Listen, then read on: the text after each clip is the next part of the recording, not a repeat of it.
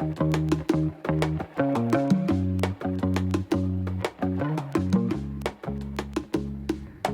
everyone, welcome back to Investigative Sophism. This is Justina, and let me dive into today's topic because it's a big one and it's very important. I think there are many benefits of talking about it, and that is the topic of empowerment. And I know you might say, but wait, isn't that the whole topic, the big umbrella topic of the third season, this season of your podcast, Investigative Sophism, and this video series? Yeah, the answer is yes. But what I want to talk about today is to ask you how you define empowerment for yourselves.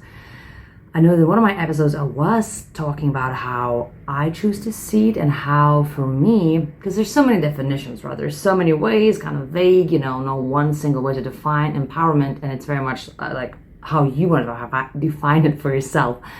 And for me, it's very much about that self-knowledge, right? Investigative sophism, hey. And the tools that we gain or we choose to gain along the way as we're just, navigating life, just doing that. There's a lot easier to navigate. And I want to ask you how you would define that for yourselves. And I have some examples, maybe, or some questions that might lead you to some nice or breakthroughs or just reflections that can give you some interesting answers. And my questions would be, when do you feel not just empowered, but when do you feel more like yourself? When do you feel strong? When do you feel that you're acting out of integrity, right, out of your values and your principles? When do you feel that maybe you're even proud of yourself, which is a lot to ask sometimes from a life situation? Is it when you're learning something new? Is it when you're speaking out for yourself or others? Is it when you're engaged in some creative project? Like, what is that, right, for you? How can you define that and how to have more of it? I think that's so important to ask because there's so many ways and so many things we can do to be the more kind of real, authentic us.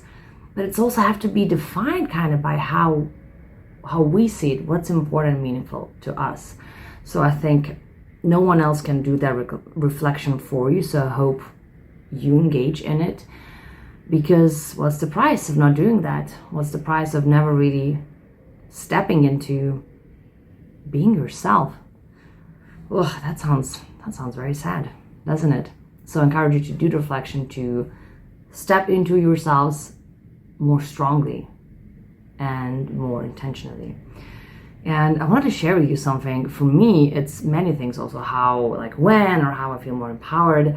And there's one thing, it's like one indication that I don't always have in my life, and it's kind of like, oh no, it sucks to admit, but no matter what's happening in my life, and like right now there's a lot of uncertainty because I always have my projects, including this one. I have my political project. I'm doing quite a lot and always studying, as I guess we all are, right?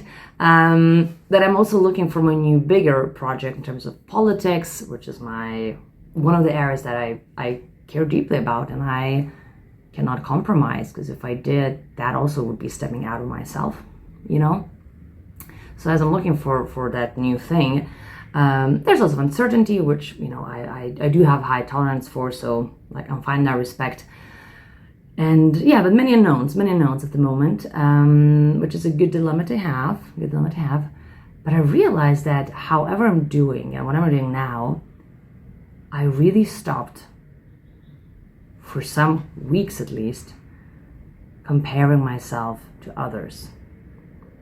And it sounds kind of like, yeah, of course, like we know we should be comparing ourselves to others, and then it's like, everyone is different, and like don't compare different paths, because like you're maybe not very much like in front of that path, maybe you're somewhere behind, so it's fine.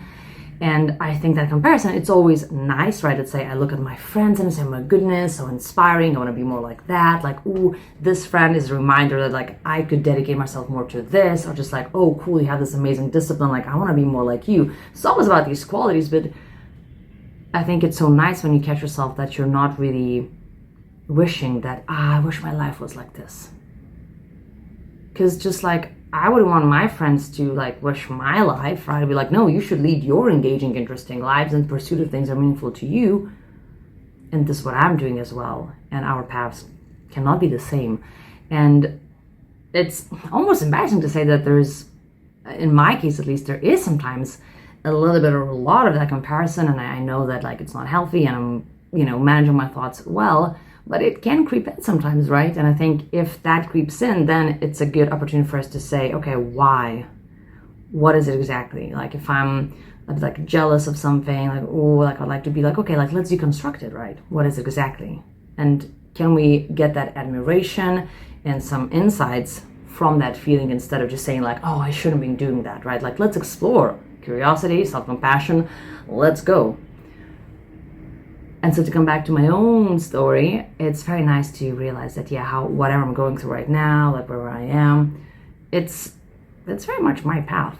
Like it's kind of weird maybe, and the dots are scattered, but like I'm the one connecting them. And for me, that's very empowering, because with all these imperfections, of course, that is still my path. And I'd rather have this very imperfect, very freaking weird path than one that seems perfect or good or makes sense to others, but that is not mine. So for me, being on that path, making decisions that you think are more aligned with yourself, how you are, right? And having the tools to make those decisions and to assess how you are, for me, that's a big chunk of what empowerment is, or how I like to see it. And then of course, what are the tools? How do we help ourselves? Like how do I need to equip myself? Like with what? So I am more able to be me, to do the things I really want to do that are meaningful to me. And that's why I'd like to invite you to do that reflection as well, and to think, what is that? Like, what is empowerment? How do we deconstruct it? What's meaningful, and how can we be on that path?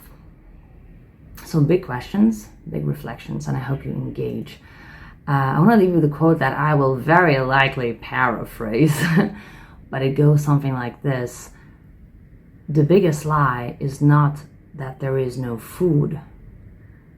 The biggest lie is that the soul isn't hungry. So I think there's a lot of work in the area of allowing and helping our souls to see, are we hungry? What's happening? What are we searching for? What are we yearning for? And can we really step into that search and into that path? This is not the only way how we can define or try to define empowerment, of course. But I think it's not a bad framework to start with, at least, and to see where the exploration takes you. So I hope you embark on that journey, because I think it's really interesting. It's the coolest journey we can embark on, and especially if we're privileged enough to even be thinking about it. When we do have options in life. Not everyone has options in life. I very much understand that. But if we do, the price of not engaging, I think, can be very high. And the rewards, also very high. So, I hope that creates some value in your life. I hope you engage in those interesting reflections, and I hope that it leads somewhere to more of that self-knowledge, that investigative selfism again, and maybe some other beautiful things in life. So, thank you for being here. Thank you so much for your time, and I'll see you soon.